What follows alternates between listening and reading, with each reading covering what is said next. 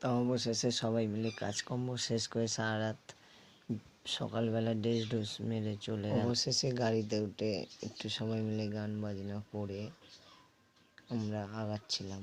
আগে চলে এলাম আমাদের নদীতে আগের ঘাটে। ওই ঘাটে বসে সবাই মিলে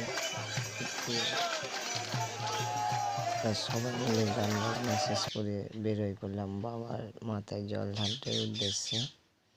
দেখতেই পাচ্ছ ছেলেপুলেরা সব বেরোচ্ছে উঠছে।